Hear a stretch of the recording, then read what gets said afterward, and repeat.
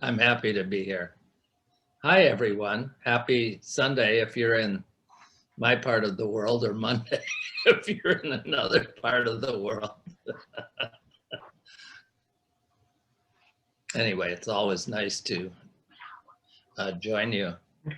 So today I thought I'd offer a review of Bhante Vimalaramsi's beginning instructions for Metta Meditation, and use it only as a sort of a basis for some discussion that we can have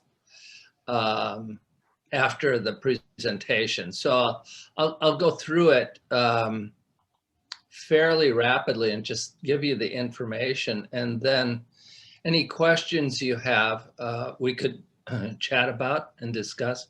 Now, I know that everyone here is at a different sort of practice level of experience, and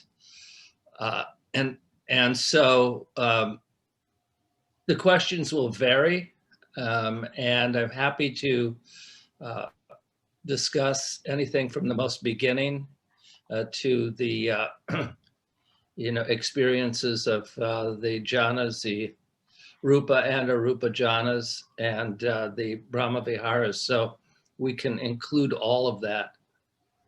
So let me start off by, who's disabled? So it says that you've disabled my screen sharing. Is there a way that you can grant me screen sharing?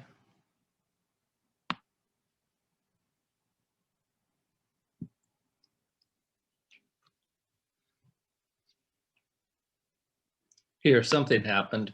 Okay. Here we go. You host, yes. Yeah, beautiful. Okay. So let's get into this. So this is sponsored by the Dhammasukha Center, of which I occasionally guide online retreats. And so I just have to adjust something here. Okay. And so I created this presentation for folks who are doing the retreat, who are having some difficulty with Metta meditation and trying to use it as an object of meditation. So let's look at that. So we'll discuss what meditation or loving kindness is. And it's going to be based on this booklet, Beginning Instructions for Loving Kindness Meditation by Bhante. And you know this book is available on Amazon, or if you're doing an online retreat, you can get a PDF of it. And it is the basis for the online course, whether it's your, and you can do these online courses repeatedly, so you can do more than one. Usually they like to spread it out by 6 months or so. But if you haven't yet, that's available to you. And it's a wonderful course, and there are 12 or 14 online guides that can help you. And so we're just going to go over the first part of this book, and that's using loving kindness as a subject of meditation. And I'm going to talk about it as an object of meditation, and then we can talk about kind of the difference if you'd like. So we'll go over some of the terminology. I'll cover some techniques, and we could discuss it later, and I could give you some examples of how to use it and tips. So we'll review the second part of the book, dealing with distractions, in another video. So that's something else. And that, of course, is the use of the 6 R's or right effort. Dealing with obstacles or distractions, and how to advance in the practice and for a liberated mind. So what you can expect today is to learn a little bit more to improve your skills, deepen your experience, and expand your knowledge. So the whole idea here is to progress smoothly in the stages of meditation by experiencing the sublime states of meditation, the first being metta, of course. So today you'll learn some practical steps, hopefully clarify any understanding, either practice-wise or your intellectual understanding, and how to have fun with it. So we're going to overcome those obstacles you have. And so answering these questions: what is metta meditation? How does it work mentally and physically? Where and when to practice? Well, most of us here are pretty experienced at that. And then, of course, there are immediate benefits and long-term benefits, and we can go over a little bit of that too. So what is metta meditation? Well, metta is this wonderful, pleasurable feeling of friendliness and kindness. It is both a mood and a sensation that we can feel in our minds, in our bodies. So metta means loving kindness. It's pleasant. I would say it's fun. And it is, at its root, a feeling of benevolence to ourselves. So how is it used as an object? Well, to bring up or conjure a feeling of loving kindness and benevolence for ourselves and another person, we rest our attention on or in the feeling of metta and maintain it for as long as possible. And it becomes our meditative home base. And what this really is, we're just talking about pretty much the 6 R's here, right? So to place our attention on that feeling, to keep it there, to maintain it, that's the 3rd part of right effort, and become your meditative home base. So you just maintain it there. And so for me, the importance is to have shifted from a wandering, abstract, or habitually dominant home base, such as, oh, what do I need to do today? What haven't I done? Where do I need to go? To having a home base. So when we wake up in the morning or go to bed at night, that our mind is in a state of kindness. That's what I mean by home base.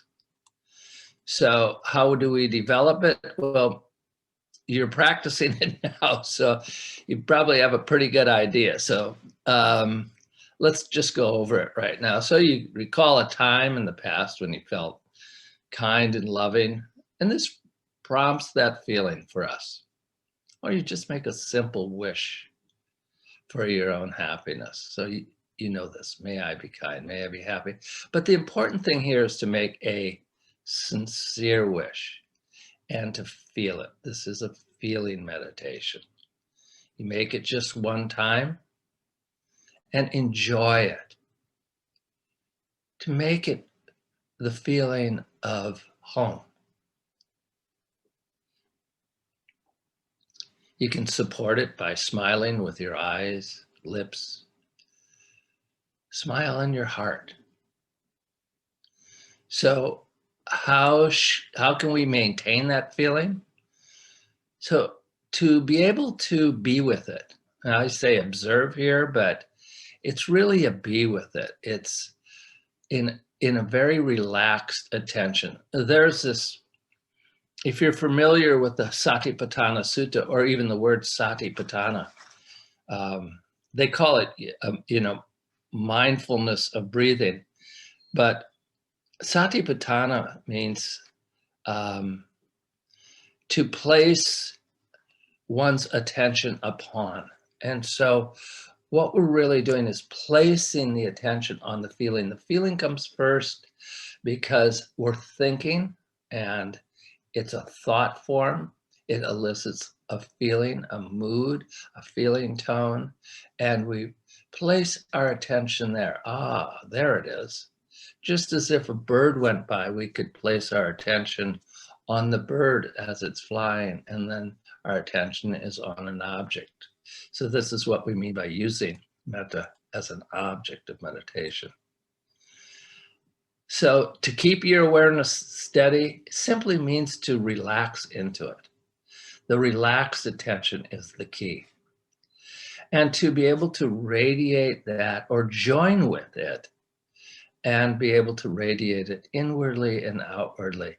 But the trying has to be very, very relaxed. It's just accepting it. So when I say radiating, it's accepting the feeling of the metta in your heart, in your chest, in your body, or if it's moved into your head, and to enjoy this in a very sincere way. This is easy. When we were children and we were playing, we loved to feel this feeling of warmth and attention from our parents or our cousins or our friends. And as we became adults and we became very busy and preoccupied with other things, we lose the ability to be with. And so that's the important thing, to be with. So you feel the benefits. So let's go over that. It's a wholesome and good feeling. It's a feeling of, it's that simple. It harmonizes with everything around us. And it just melts stress reactions. Stress reactions are those things that come out of craving, right? So when we crave, there's this grasping that happens, and then our habitual tendencies percolate up, right? And so what this wholesome feeling does is just neutralize it. It doesn't do anything with it. It just melts it like snow in the sunshine.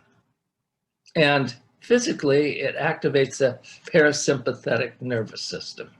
So we can talk about that a little later, so it naturally evolves into the sublime states, the Brahma Viharas. So metta naturally then becomes karuna, and we'll talk about that in a minute. So from regular practice, you can easily just reduce distractions and this noise, the static. I call it cognitive dissonance, but it's that static in our heads and our minds and the proliferation of thought. And in Pali, it's called papancha. Develops equipoise. What's that? Equanimity. And we'll get to that in just a little bit. And of course, it leads to the feeling and actions that result in compassion, joy, equanimity. And how that manifests, it's centered in our chest. Typically, that's where it begins. And it gradually can kind of move up into the head. When that happens, just let that happen all by itself. Metta is going to manifest as it will. And in everybody at different times, it's different. Sometimes it's strong, sometimes it's not so strong. So lights or colors may come up, and that's fine. That's normal. Just allow those to be there, let it go, come back to your feeling of metta. And of course, metta as a feeling, all feelings are they vacillate. And so they may be there for a little while, not so long, or a very long time. Our practice here is to just be with it, regardless of how light or how small it may be. It's still a feeling of kindness and friendliness. And so these transform into the sublime mental states. These are the Brahma Viharas, heavenly abodes. So metta gradually becomes karuna in Pali, or compassion. And compassion is where we feel the feeling of metta, not just for ourselves, but for others, for other beings. And it is how deeply we feel metta. So you can think of metta as a XY axis, that we feel it in a height and width. in compassion, or the Brahma Vihara of Karuna, we feel it deeply, and you feel that depth of being there. And metta, moving into compassion, gradually evolves into equanimity or joy. And joy is a feeling of universal benevolence. It's where there are no exceptions to the feeling of metta. So that's joy. And joy then becomes equanimity, where there is an equal and universal benevolence for all beings everywhere. And so this is a steady, collected, non-distracted mind. That is equanimity. And so there are barriers that come up. It's trying too hard, usually, pushing for quick results. Oh, I just had this great sitting last hour. I want to sit for another hour. I want to go back to that very desire to go back to a state that we experienced is enough to create a craving, an energy that is not satisfied with metta as a home base, or karuna, or compassion as a home base, or joy, mudita as a home base. But that pushing becomes a barrier. Trying to duplicate that experience or thinking about the idea of metta rather than feeling it, doesn't work. It has to be felt. It has to be a direct experience. And sometimes, again, trying to attain something, being overly serious, it has to be fun. Make a game out of it, enjoy it, and have a light mind. So some people practice metta by reciting the phrases of it, and the question is that meditation? Well, I think the word contemplation really defines the idea of recitation and thought. So it's a type of mantra practice, and it's a little bit different than using metta as an object of meditation. These mantra practices are meant to stimulate thinking and an emotional response to it. It's very similar to prayer. And meditation, on the other hand, as opposed to contemplation, is an introspective, or it is observation in its most fundamental form, rather than papandra, the proliferation of thought or emotions.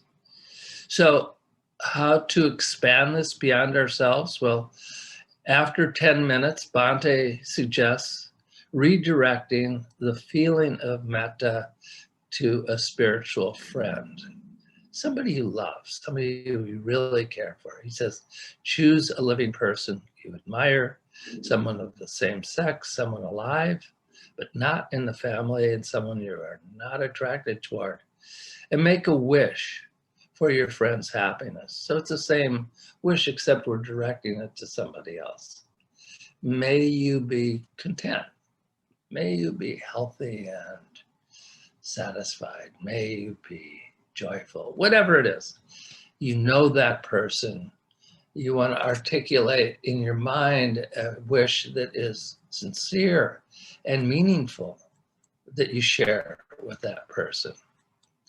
Picture them smiling, or you just think of their names and radiate that feeling to them, just as you did to yourself. Or you can place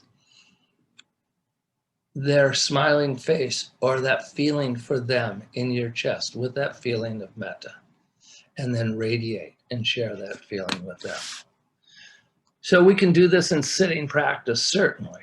And so that is basically what most of us do most of the time, is practice metta sitting, but also can be done standing. So there is, if you're getting sleepy meditating, I often, if I'm not feeling energy, I'll stand up and meditate just at the top of the pillow or my seat, wherever I'm sitting.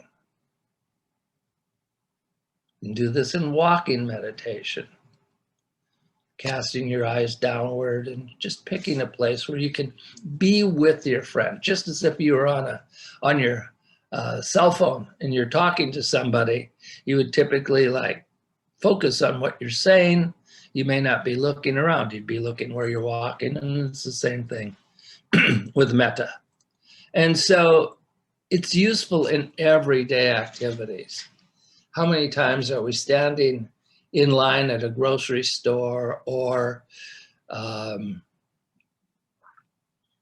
waiting for somebody to pick us up and give us a ride, or on hold on the telephone? And it's a perfect time just to radiate metta to that repeated message that says you're the third in line and we'll speak with you shortly.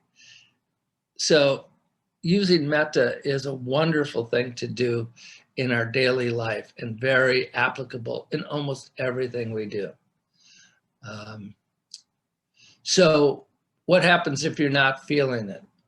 Well, you have to start at the beginning by radiating it to yourself. Come back to where you began. Sometimes radiating it to a spiritual friend can seem complex. It's like too many things to do. It's a feeling at its very core. It's just a feeling. So come back and get that feeling. You can't give what you don't got. So come back to the feeling. This is very simple, and we tend to overly complicate it. You may have chosen somebody that you have some kind of mental conflict with, or you really have not a good connection to, and they don't make a good spiritual friend. It has to be somebody that you really love, somebody you respect. So you might want to choose another person. So that's up to us. Experiment with what works and stay soft. Don't try hard. So, distractions always come up in every kind of meditation. Thoughts, feelings, mood shifts. The body may tickle or itch, or there may be physical pains in the senses, or just these continual thought loops or static that come up. And so even pleasurable moods can be very distracting sometimes. So in the next video, we're not going to do today, but the video dealing with distractions covers the basics of the 6 R's, and we could do that another day. It teaches how to deal effectively with distractions using this methodology, which is based on the right effort as taught by the Buddha in the Eightfold Path. So our takeaways today is to make metta our new home base. We have a choice every day, and that is where our minds are going to live. And metta is my choice every day. And it makes a difference in the world. When I'm there and feeling it, I think the world is a better place. And I think it's one thing that I can do to make the world a little bit better. So if you're a beginner, just beginning for 30 minutes minimum is a good way to start. A little less is not quite enough, and certainly more is always better in this case. So it's all about being joyful and kind to yourself. Be soft, be kind. No need to control. Enjoy, play.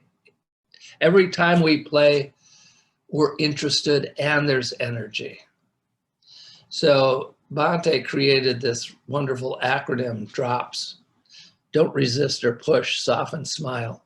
It's really a great guiding principle in any kind of meditation, but certainly in metta.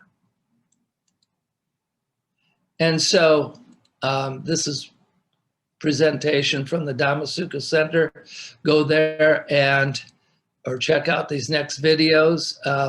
They will be posted on the Dhammasukha site, dealing with distractions along with a short guided practice.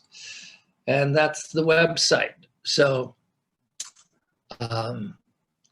check it out, go there, and have a great retreat.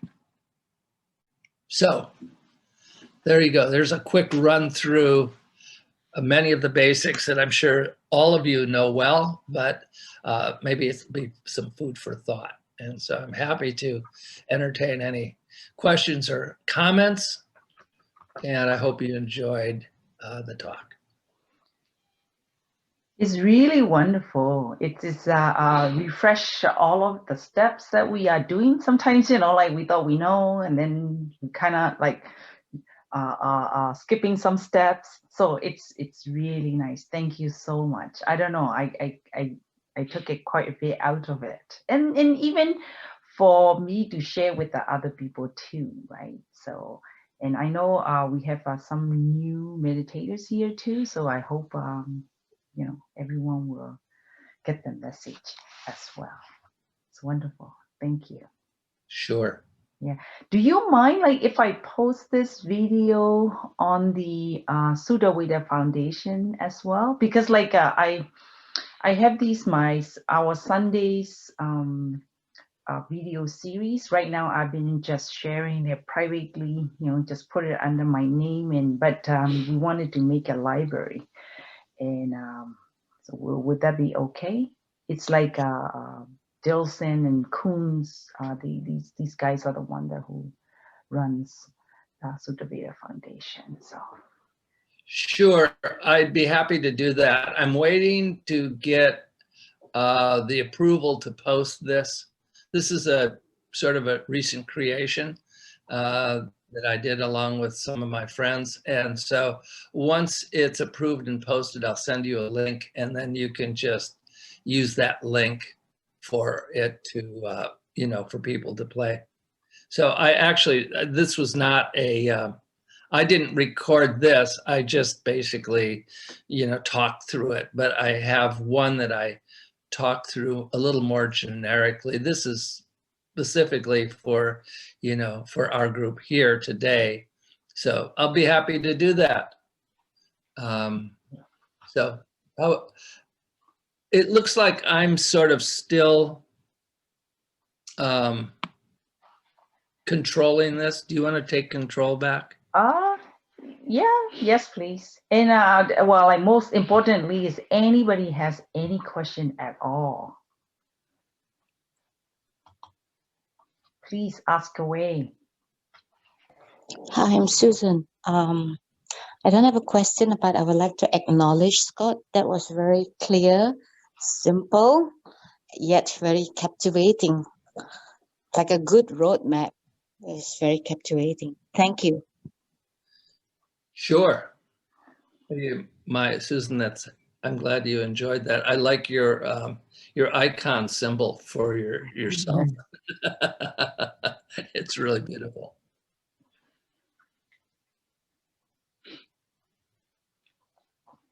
So anybody, you want to talk about jhanas, or do you want to talk about Brahmaviharas? Or yeah, I'd be happy to talk about how metta is used that evolves into these states, and how it goes beyond, how metta goes beyond an object of meditation and becomes a process. Actually, yes, this is Susan again. May I ask a question? Yeah. Every time I attend one of this TWIM forum, the most common question I hear is about non-returner or one returner. Is everyone really already so far ahead. It's like it's the rest of the world already non-returner. And the question is always pertaining to that. So Well, why don't you state the question? I mean, I don't understand quite the question. so the question is, I don't understand why in most of this forum, the Yeah. most common questions are about being a non-returner, question pertaining to being a what anagami. Oh, I mean, for me, my kind of question would be, what's the Four Noble Truth? How do I, I feel like I'm a kindergarten while everyone else is, you know, about to graduate from college. Why is that so? Is everyone really so advanced? Am I oh, so lost? I doubt it. I think it's an aspiration because it's, if you're a non-returner, now you're going to be born in a heavenly realm if, you're going to be reborn at all. And it's sort of success, you go to college to get a job so that you'll be able to have a good life and make money and retire with a, a Tesla in your driveway and a house in Hawaii and, jet setting around the world. It's sort of it's an aspiration. It's a goal that people use. There are it's called the 8 noble persons. And of those, the 8 noble persons, that's essentially what Buddha talked about as about when one enters the stream of the noble ones. The first stream is that of a Sotapanna, and that is a very powerful realization, a liberation of mind that where defilements are pretty much erased at a certain level. And that person then doesn't experience certain kinds of sufferings, right? And in the long run, will have a limited number of births, if at all. So that's the theory of it, right? But the practice of it is every time we let go and relax, our mind is liberated just for a moment. And that's a very small nibbana. Okay, that's a liberation. And that's really the essence of what we're talking about. Metta is a way of emotionally softening our heart and our mind and joining the heart and mind. When our minds and our hearts are connected, so much more is possible than when we're in conflict between it. Our heart wants one thing, our mind wants something else. It's like, should I go to, their birthday because I wasn't invited, but I should go anyway, or they didn't come to my birthday, or we have this conflict. So metta is a way of joining the mind. It unites the mind and the body. Why? Because it develops a strong parasympathetic nervous system. I think most of us know what that is.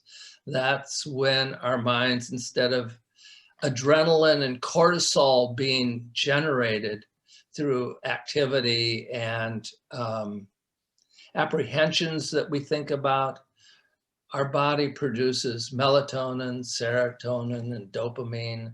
And these are the sort of the chemicals, the hormones that are the hormones instead of the oh no hormones. And that's, cortisol and adrenaline and estrogen. And so metta has this way of shaping the physical experience to be one of ease.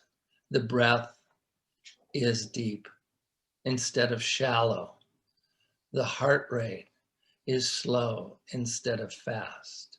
The circulation in the hands are into the capillaries. The hands are warm. When the hands get cold and and the capillaries contract, that's when we're in when the central nervous system is very active.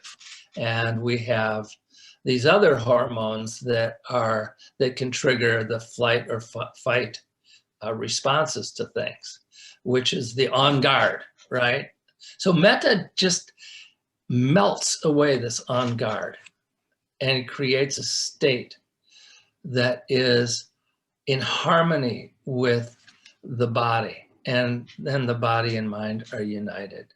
And then it's easy to keep our minds stable on the feeling of metta.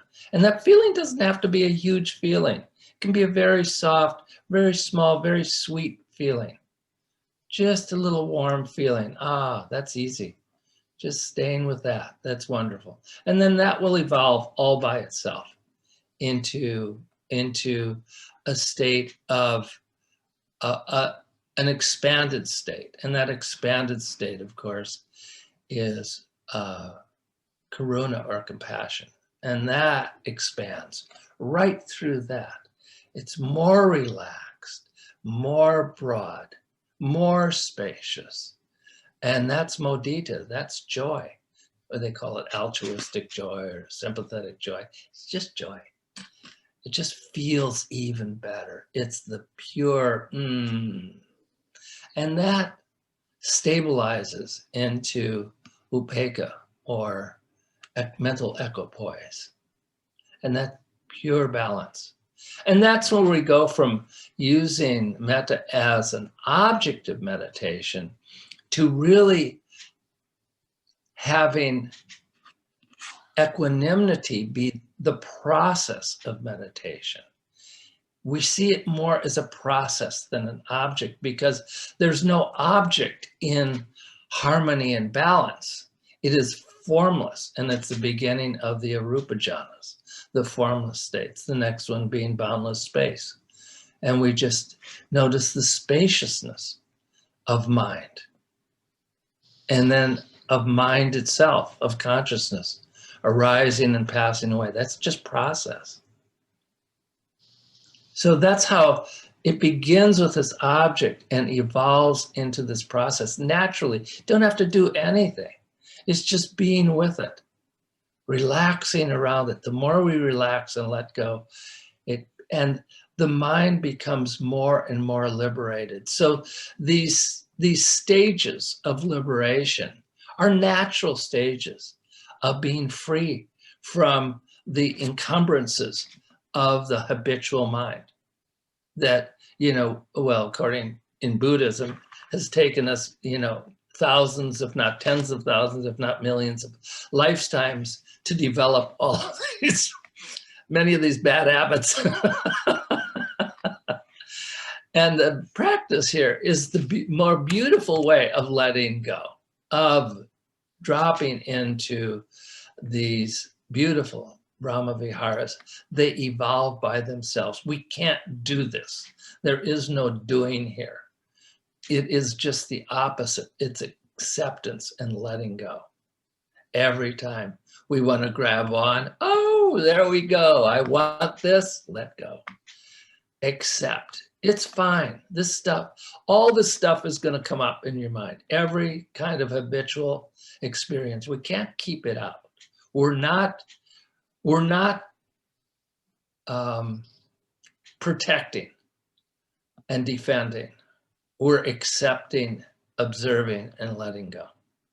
And then they develop into these, call them these states of Sotapanna, Saktagami, Anagami, Arahat. It's just a natural development. It just happens.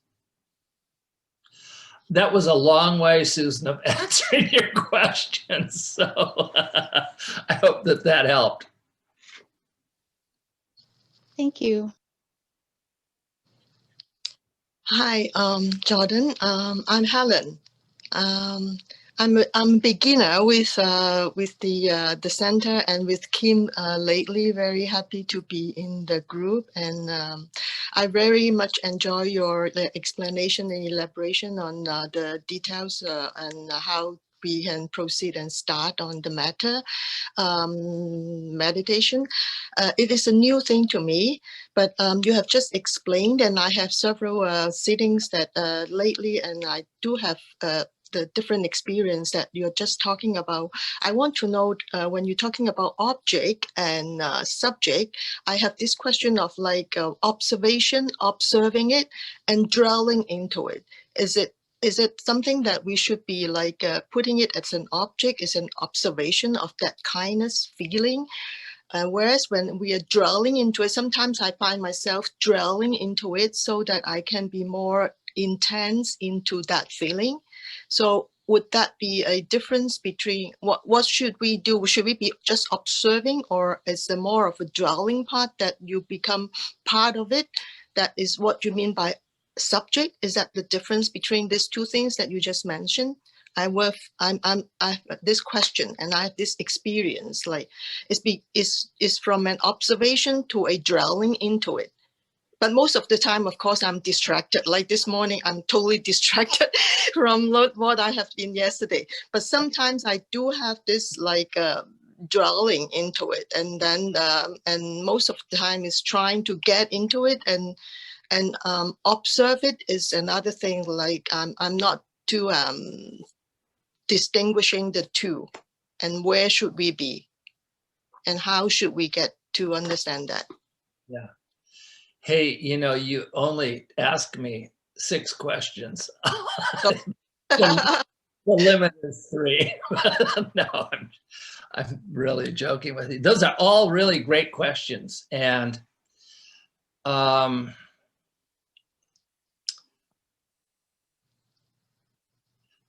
good way to think about this is that this is an experiment for you to teach yourself how your mind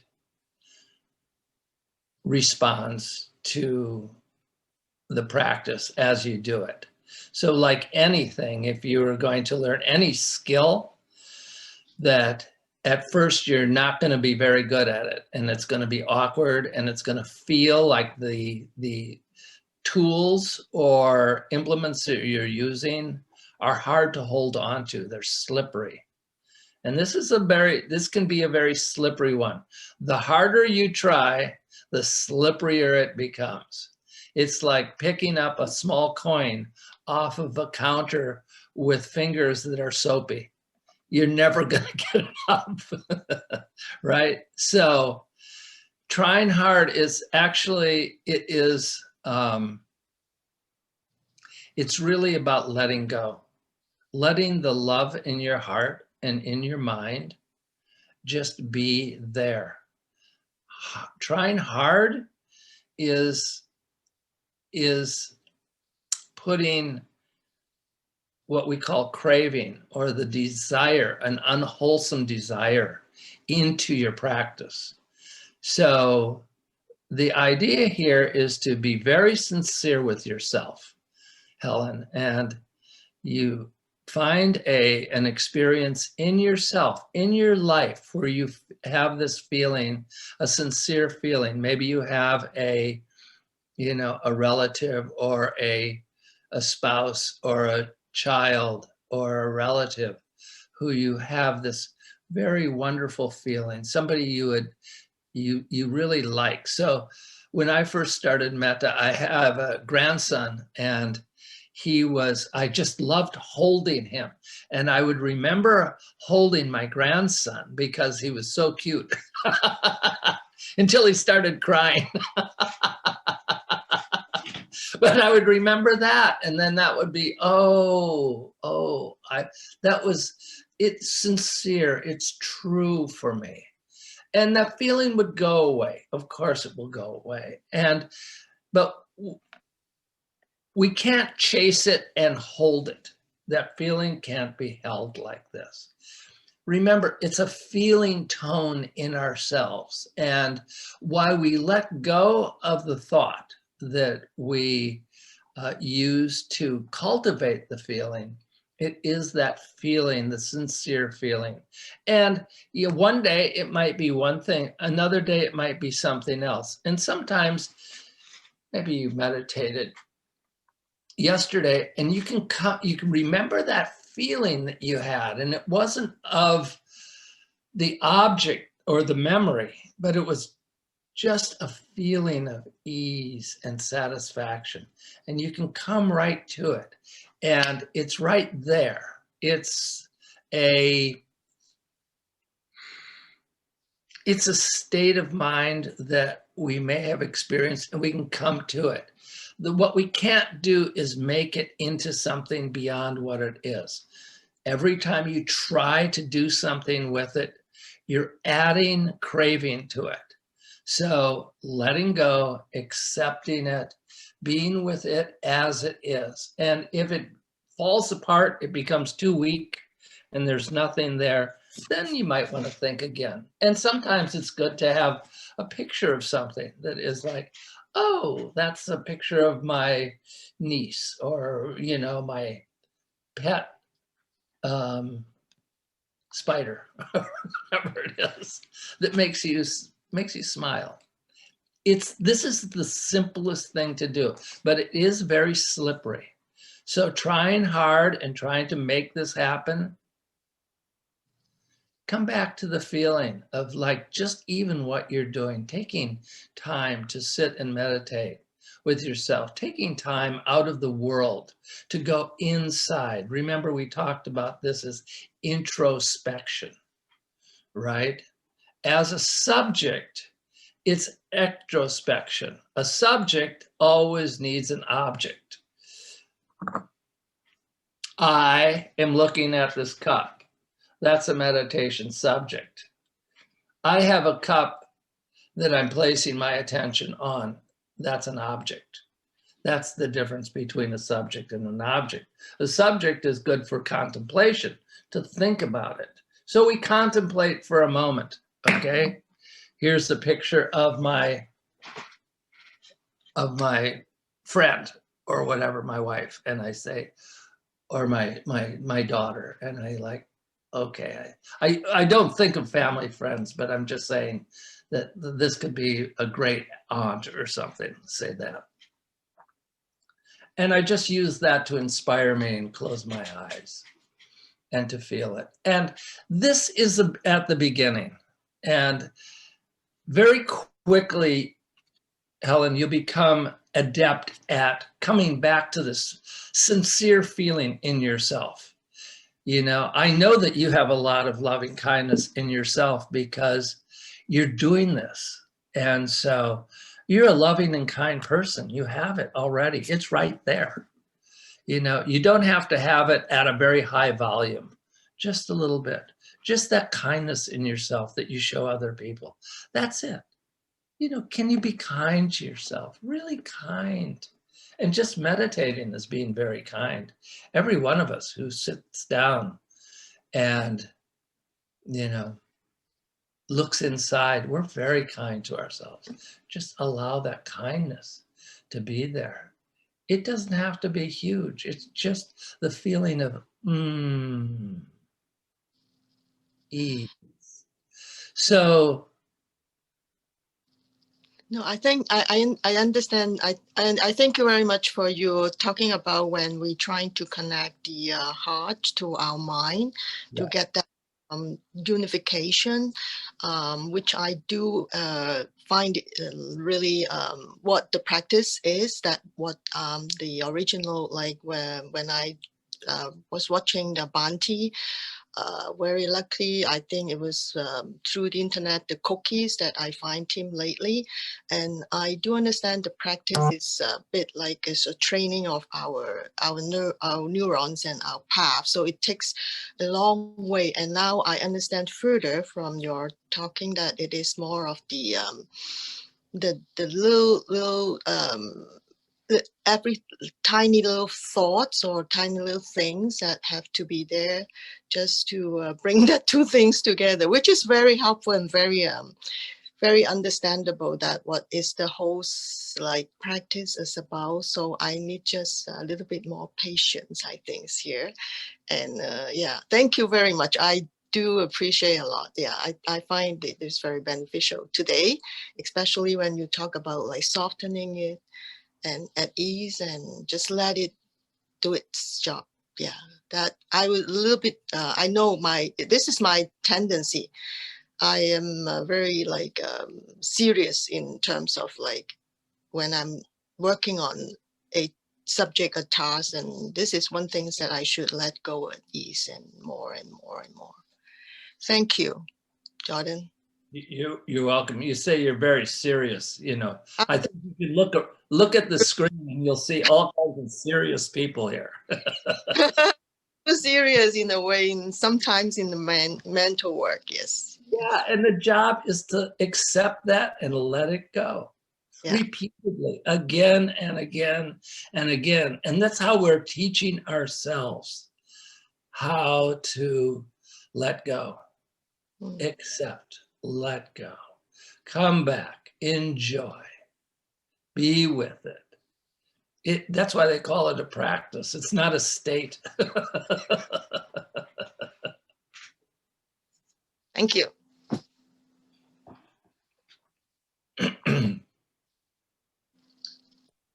Okay, anyone? Everybody here? I see a bunch of smiling faces. Yeah. So, come on, anything on anything. We have a little time together. Yes. And I really enjoyed your presentation. I like the part where you're talking about like having fun with it and making it into a game. So recently it's been hard for me to develop metta. It's hard for me to feel the feeling because sometimes I feel like I don't deserve to feel like love and kindness. And so I started listening to the forgiveness meditation on Insight Timer, that like 30-minute meditation that David does, I think. And so I just wanted to hear what your thoughts are on the forgiveness meditation. Because I'm new with the forgiveness one. Yeah, how does it feel when you do forgiveness? How do you feel? I feel good. It's like a relief, like forgiving myself. No, you don't have to ask me. It works. Yeah. Well, do you have any like more like tips on like, I don't know, because I'm new to it. So like, what's your experience? Yeah, you know, new to it, old to it, it doesn't matter. You're learning. You're teaching yourself how to develop these things, and forgiveness is working for you. You're on it, and when there's nothing left to forgive, you'll know it. It will be like clear. Oh, I'm good with that, and I think that everybody can benefit from forgiveness, especially when there's stuff, even when your mind is very busy and you start criticizing yourself because you got a lot of static going on. And why can't I hold on to this object of meditation? And, you know, your stories start up about, you know, not doing it right. You can forgive yourself right then. I forgive myself for being hard on myself. Do it right then. You can do that. Or sit down before you even start to meditate if you're doing metta, and forgive yourself for not understanding, as David likes to teach or Bhante likes to teach, you know, or forgive yourself for making mistakes. I mean, we all make mistakes.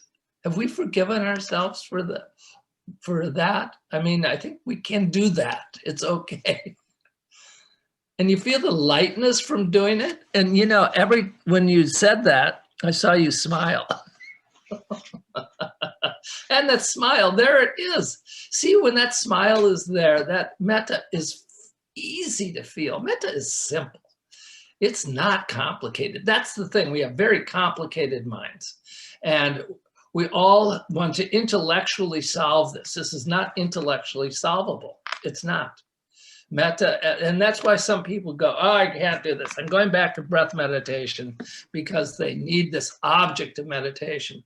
Well, that's great for a little while, but breath meditation can become really problematic as you develop deeper states of meditation because it's hard to let go of. And it's hard to start experiencing just easy equipoise to experience the equanimity by itself without having that solid object of watching the breath in and out, breath in and out, breath in and out. You never get beyond using breath as an object of meditation. What we want to do is have a formless meditation where we're seeing mind by itself without objects. Otherwise, we'll never get beyond objects and we never see ourselves.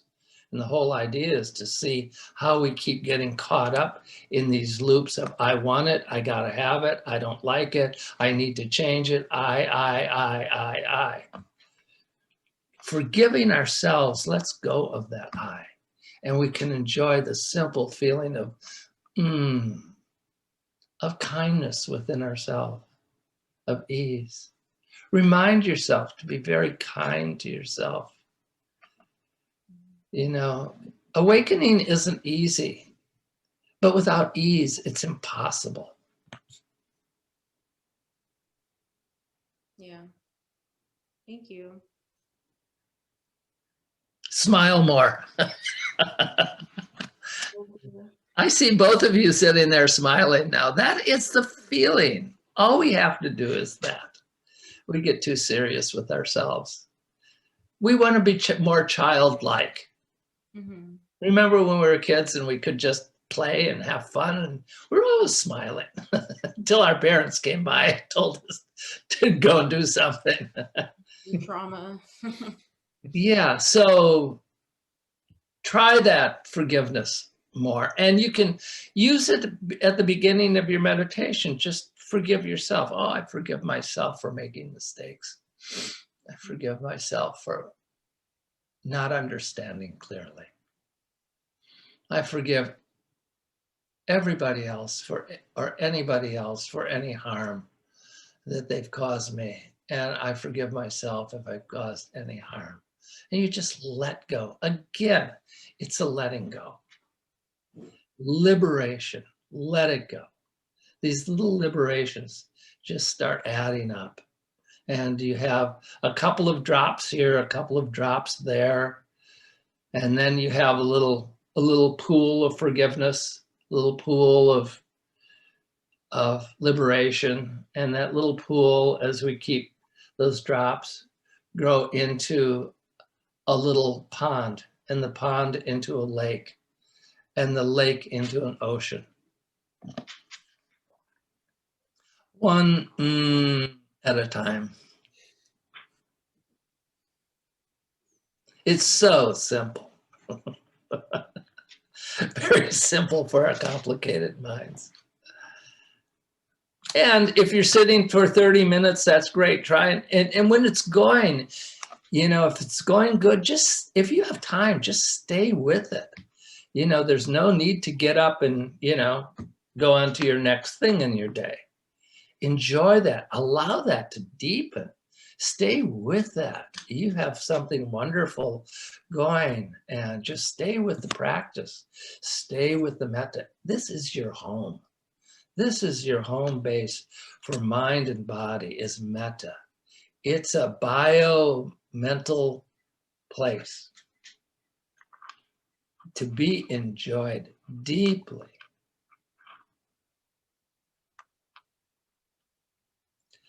Well, that's about all I got for you today. Thank you. Thank you. So Thank let's you. all share merit. Thank you.